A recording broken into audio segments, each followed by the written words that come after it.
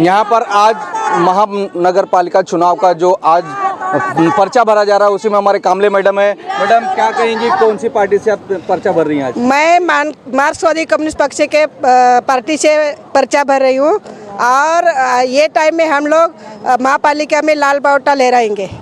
कौन सा मुद्दा रहेगा और कौन सा वार्ड रहेगा आपका? हमारा वार्ड है 143।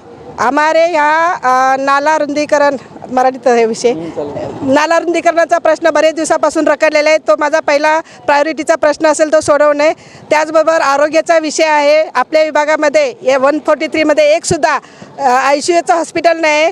त्याचबरोबर माणसं लांब जातात। आपल्या विभागातली मराठी माणसं हे सगळे असुविधा बघून, म्हणजे अस्वच्छता, आरोग्याची सुविधा सरळ नाही, गटारं तुंबलेले आहेत, नाले तुंबलेले आहेत, लोकांचं राहणीमान खूप त्रासलेलं आहे, खालावलेलं आहे। अशा परिस्थितीमध्ये मराठी माणूस हा स्थलांतरित होत आहे। हे स्थलांतर रोखणं हे माझं काम आहे। ज्यावेळेला आपण सुव्यवस्था करू, वार्डामध्ये लोकांना राहण्यालाय करू, त्यावेळेला खरं तर माणसं राहतील, ह्यासाठी आपण प्रयत्न करणार आहोत। आपल्या विभागामध्ये एक सुद्धा मुलांच्यासाठी, तरुण मुलांसाठी मैदान नाही आहे। महानगरपालिकेचं इतके वर्ष चुनाव लढले, अनेक मोठमोठ्या पार्ट्या, करोड रुपये वतले जातात, पण मूलभूत प्रश्न जे आहेत महाराष्ट्र नगरचे जसेच्या तसे आहेत।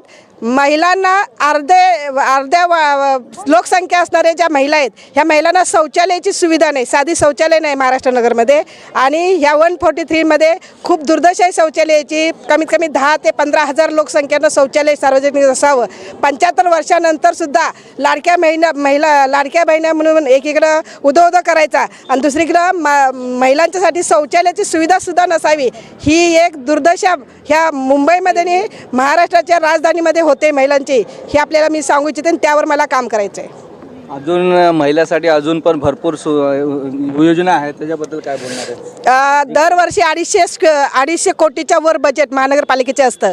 दुसरा मला एक महत्त्वाचा मुद्दा बोलायचा ह्या बजेटचा, महिलांचं हे बजेट जे आहे हे भ्रष्टाचारामध्ये सगळं चाललेलं आहे। आता आमच्या लक्षात येतं आहे की हे खरोखर त्या लोकांच्यापर्यंत ते पोहोचत नाही, गरजू लोकांच्यापर्यंत पोहोचत नाही। एका नेत्यांच्या घरात 5-5 मशीन, 10 चक्क्या हे असे मिळत आहेत।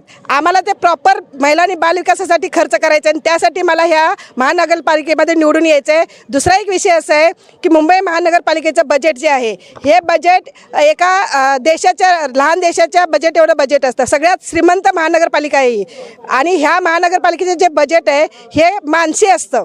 मग हे A वार्ड, B वार्ड आणि C वार्ड इथं कमी लोकसंख्या असताना तिकडं प्रति मानसी बजेट जास्त आहे आणि बाकीच्या या विभागामध्ये लोकसंख्या जास्त आहे आणि तिथं बजेट कमी आहे लोकसंख्येनुसार। म्हणजे ही महानगरपालिका हे धनदांडग्यांचं चोचलं पुरवण्याचं काम करते।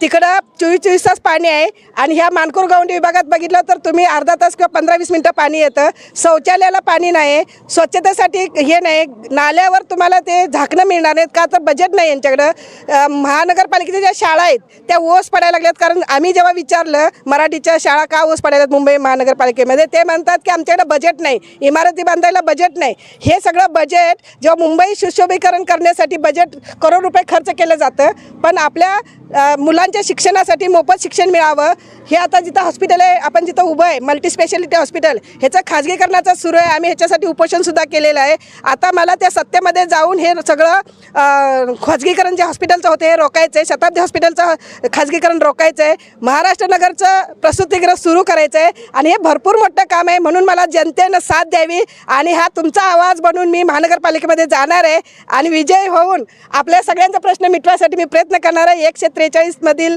सगळ्या माझ्या मतदार बंधू भगिनींना विनंती आहे की मला ताकद द्या, मला तुमची साथ द्या। मी तुमचे हे सगळे प्रश्न मिटवून द्यायचं काम करणार आहे आणि मी स्टॅम्प पेपरवर लिहून द्यायला तयार आहे। जर मी हे केलं नाही तर माझा तुम्ही राजीनामा मागू शकता। धन्यवाद। पर ये मैडम हर मुद्दे पर लड़ने की तैयारी चालू है। जो CPI वार्ड क्रमांक 143 महाराष्ट्र नगर से बड़े पैमाने पर देख सकते हैं मेरे सामने, यहाँ पर महिलाओं की शक्तिकरण का आज ये एक शक्ति है जो आज देखने को मिली है CPI की तरफ से। जो यहाँ पर तो बड़े लोगों को ये आज जो इलेक्शन बहुत सारे जमाने से आया हुआ है, उस इलेक्शन में आज सबसे बड़े महिलाएं आगे चल रही है। देश प्रदेश के लिए देखते रहिए खबरें आज भी।